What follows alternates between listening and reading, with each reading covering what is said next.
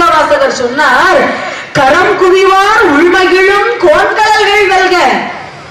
இதே எம்பெருமான் சிவபெருமானை நினைத்து பாருங்கள். இந்த எம்பெருமான் லிங்கத்திற்கு முன்னால் நின்று நீங்கள் 1000 கோடி இறைக்க வேண்டும் என்று கிடையாது. இந்த 2 கைகளை கொடுத்திருக்கிறான் பாருங்கள் இறைவன். இந்த கைகளை அவனுக்கு முன்னால் சேர்த்து கை குவித்து நின்றாலே போதும். கரம் குவிவார் என்றார். கரங்களை குவித்து அவன் முன்னால் கண்ணீர் வடிக்கிற போது உங்கள் உள்ளம் தானாக மகிழ்ச்சியை அடைந்துவிடும். கரத்தை குவித்ததற்கே மகிழ்ச்சி கிடைக்கிறதே, இந்த சிரத்தை குவித்தால் எப்படி கிடைக்கும்? அதை அடுத்த வரியில் சொன்னார், சிரம் குவிவார் ஓங்குவிக்கும் சீரோன் கடல் வெல்க. நீ கைகளை மட்டுமல்ல, உன் தலையை ஒரு நொடி குனிந்து வைத்து என் பெருமானுக்கு முன்னால் நிற்பாய் என்று சொன்னால் உன்னை உயர வைத்து விடுவார் என்றார்.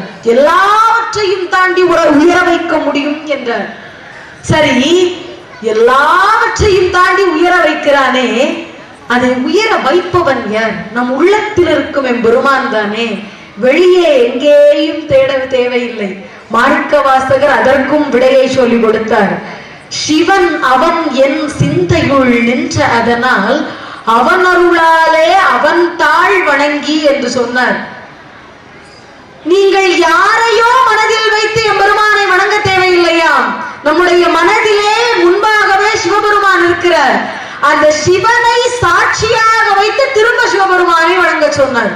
சிவன் அவன் என் சிந்தையுள் நின்ற அதனால், என் எண்ணத்தில் முன்பாகவே சிவபெருமான் தான் இருக்கிறார்.